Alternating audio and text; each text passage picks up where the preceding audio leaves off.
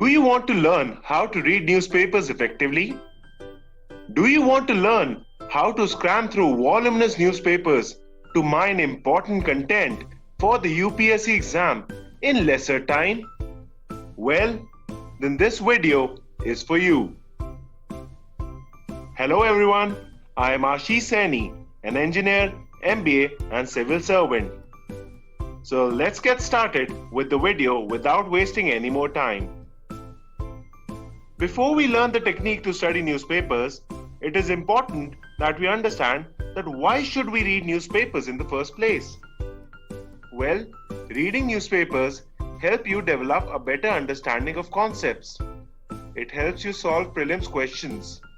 It helps you identify gems for your answers, like thinkers, case studies, and viewpoints. It also helps you in the reading comprehension aspect of the CSAT exam. We will talk about all these aspects in the subsequent slides. All you need to know to read newspapers effectively is the FIN approach that will help you guide through the sea of information in newspapers. FIN stands for Framework, Interlinkages and Notes. The framework will give you a mechanism to filter out content. This content then needs to be integrated with the UPSC syllabus and incorporated in crisp and organized notes. Now, what is this framework? This framework is basically a combination of the UPSC syllabus and the previous year questions. How we are going to use this framework is something you will soon learn. Now let's see how newspaper reading helps in developing better understanding of concepts. For example, this news came in the December 12th edition of the Hindu. It talks about the PM Vani scheme, the PM Wi-Fi Access Network Interface. It helps you understand why this scheme has been brought in the first place, to bring broadband internet to remote locations. It gives you data like TRI says that 10% rise in net penetration leads to a 1.4% rise in GDP. It helps you understand that how the public data offices of PM Vani could do what PCOs did to phone calls. Similarly, this article came in the Indian Express in December 16. Well, first of all, let me tell you, the explained section is something that you should read in the Indian Express newspaper because it helps you understand concepts really well. For example, in this article, you could understand why is monoculture such a big problem? What is the Pusa 44 variety of paddy? What is the dispute settlement mechanism in farm laws? Why the government has incorporated it in the first place and why farmers are against it? Similarly, this article came in the December 20 edition of the Hindu. Now the FAQ section in the Hindu comes on Sundays and this is also something that you should not miss out. In this article, you will find out how can overseas voters currently vote in Indian elections and what is the electronically transmitted postal ballot system. Such important topics are discussed in details in the FAQ section of the Hindu. For example, when you see these questions which came earlier in the UPSC prelim papers, you will see that such questions are asked. For example, in prelims 2017, a question was asked, which of the following is or are famous for sun temples? Similarly, another question was asked in prelims wherein they talked about the Badami caves, the Barabar rock cut caves and the Ellora caves. So now when you know that such type of questions have been asked earlier, you will be able to identify such kind of articles which came in the Hindu in December 7. You are also aware that art and architecture is a part of your UPSC syllabus. So by using this framework, you have been able to shortlist this article, and this article will talk about the Vijaya Vittal temple at Hampi. It will talk about how it's a UNESCO World Heritage Site. It will talk about how the Hampi chariot is one amongst the 3 famous stone chariots in India, and where the other stone chariots are located. So if a question like this comes up, the austere and grandiose site of Hampi comprise mainly the remnants of the capital city of Vijayanagara Empire, the last greatest Hindu kingdom. Hampi is located in the state of. if you've read this article in the newspaper, you can easily mark D, Karnataka, as the answer to this question. Let's see some more examples. For example, you've seen previous year questions. You know that Amnesty International came in UPSC Prelims 2015. You know that Doctors Without Borders was in news and it came in the UPSC Prelims 2016. Well, if you know about this and you know that the current events of national and international importance are a part of your syllabus, you will be able to identify this article which came in the December 11 edition of the Hindu, which talks about the organization Helpage India and how it has been presented the UN Population Award. If you have read this article, if a question like this comes in the UPSC prelims, consider the following statements. The UN Population Award for 2020 was presented to Helpage India. This is the first time in history that the honor is being conferred to an Indian institution. This award is presented in recognition of the contributions in the field of population and reproductive health. All these 3 points are present in this article. So a question has been made from this article itself. You do not need to read any other source, any other book. It's available in the newspaper, and the answer to this question is D. So you can clearly see how newspapers are helping you solve prelims questions. Let's see another example here. This question was asked in prelims 2020. In which one of the following groups are all the 4 countries members of G20? So they have asked about members of G20. Then in 2014, they had asked about the members of the Arctic Council. And mind you, my friends, the Arctic Council was in news in 2015 and the G20 has always been in news. So if you've been reading the newspapers, you know that these are things that you need to watch out for. So suppose you're reading the newspaper and this article comes up where they're talking about the P5+1 nations. This came in December 11 in the Hindu. So when you see P5+1 nations and you mark it as China, France, Russia, UK and US plus Germany, you know which are the countries. So if a question like this comes up, consider the following countries. Which of the following are members of P5+1 nations? Now this question is something which has already been asked. So if you have been reading the newspaper regularly, this question was very easy for you, right? Let's move forward with a few more examples. Let's look at how map work questions can be solved by reading the newspapers. I remember in 2014, a news had come in the newspaper wherein the US Navy ship went to the Black Sea. Now I was thinking, how could a ship of the US reach the Black Sea? Because in my mind, the Black Sea was a kind of an inland sea. So I was curious and I tried to figure out how a ship from the US could actually reach Black Sea. So when I tracked the path that the ship might have taken, I could find out, okay, so the ship might have gone through the Mediterranean Sea, and there are passages there which could have helped it reach the Black Sea. Just by being curious about this news, this question came in 2014 itself. Turkey is located between. Had I just read this news and just seen it in the map work, this question became very easy. The answer is Black Sea and Mediterranean Sea. Right? Let's take another example. This question came in 2014. What is the correct sequence of occurrence of the following cities in Southeast Asia as one proceeds from south to north? So you know that these kinds of questions might be asked, wherein they ask you about countries from north to south or south to north, or countries bordering a particular area. So when this kind of a news comes in the newspaper, Western Sahara on the edge, after Israel-Morocco deal, you see there are a number of countries that have been mentioned, like Morocco, Algeria, Mauritania, right? It's there in the news. And if you see the map also, you'll be able to identify the countries which are in and around the Moroccan area. So if you know that, and if this kind of a question comes up, what is the correct sequence of the occurrence of the following cities in Africa as one proceeds from south to north? You will be easily able to answer this. Similarly, a question can be asked, which of these countries does not share a border with Morocco? So had you been reading the newspaper and just seeing the map work along with it, that which are the countries which are in news, you could have easily answered any of these questions. So this is how you have to use the framework and the newspapers to prepare yourself for the UPSC exam.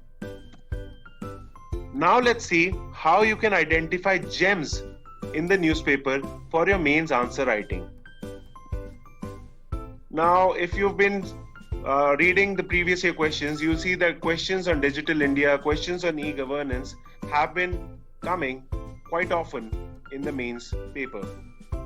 So if you know this, you might have read this article in the December 9, The Hindu. Now this was a beautiful article.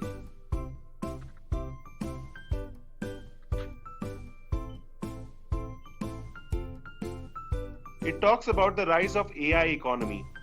It talks about Niti Aayog's national strategy for AI, which envisages AI for all. It talks about Telangana, Karnataka, Tamil Nadu, and Maharashtra governments having announced policies for AI adoption. It gives you important data like NASSCOM data, which says that data and AI will contribute to about $450 billion to $500 billion to India's GDP by 2025. It also talks about a case study wherein the Telangana police used AI-enabled automated number plates recognition software to catch violators. It also talks about top priorities for a country like India, and it mentions 3 priorities: talent development, governance policies, and clean data sets. Now, if you've read this article properly and you know that these kinds of articles are important from the mains perspective, you would have made your notes about this. And suppose a question like this comes up in the mains paper. The AI has great potential for growth of the country. Discuss.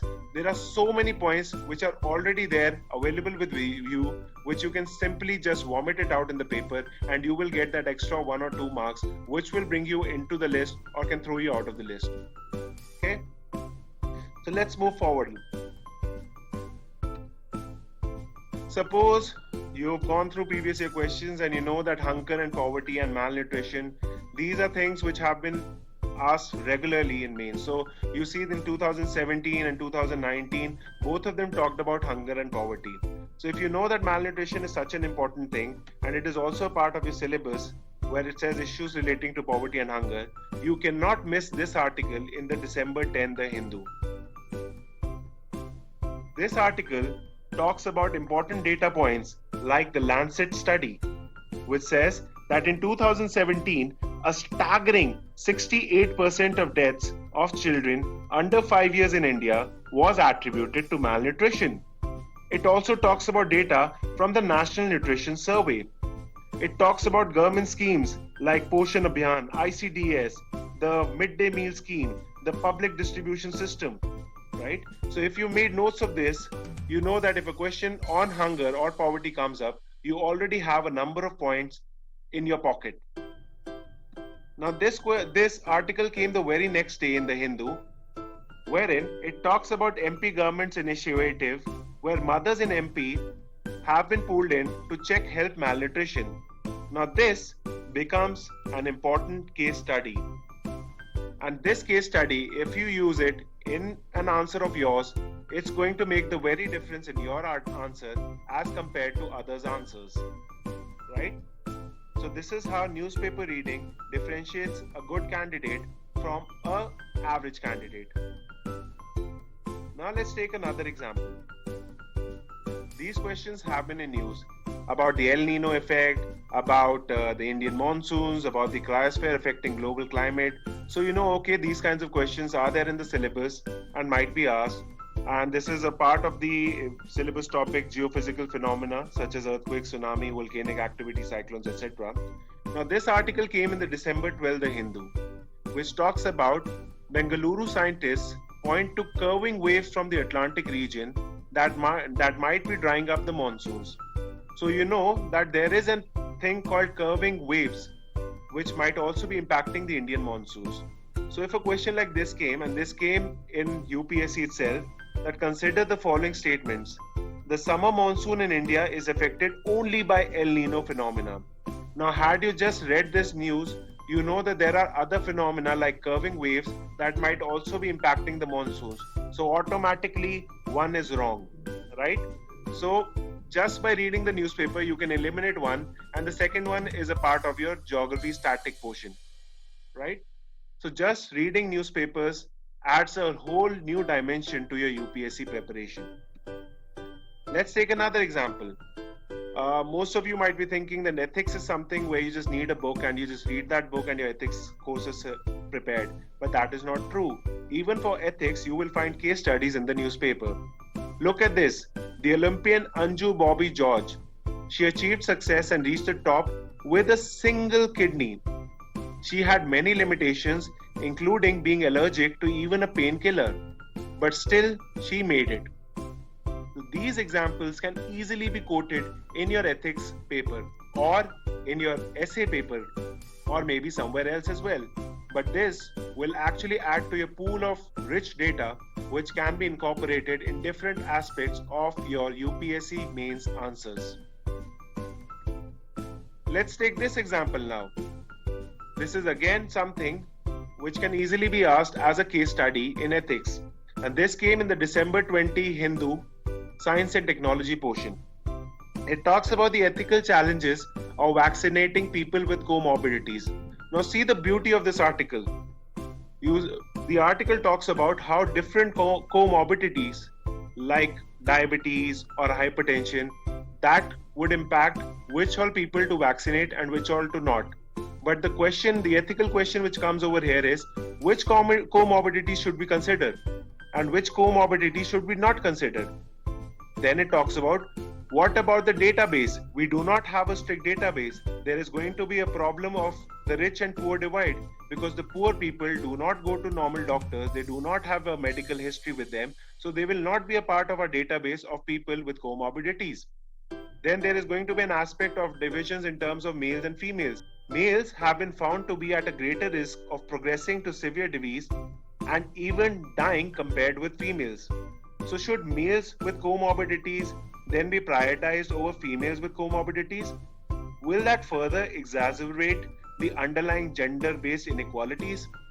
So similarly, you can think about other inequalities like caste-based inequalities, right? So there are so many different aspects to a simple topic like vaccinating people, which you can understand just by reading this article, right? So these are gems for mains. Now let's take another example. Now you can easily find out that there are some great thinkers and scholars who keep on writing in newspapers. For example, Dipankar Gupta wrote this article in the Hindu on 25th of December 2020. If you read this article, there are a number of points that you're going to find out. There's a completely different dimension of understanding the farmer protest that is given by this scholar. Plus, you can simply quote in your answers something like, as Dipankar Gupta says, subsidies are bad, but only for other people, never for oneself, right? So this kind of thing will show the examiner that you are a well-read aspirant.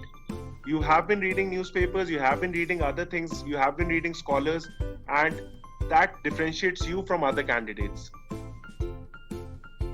Now let's see how reading newspapers can help you in the essays. Now, I found this in the Yojana editions.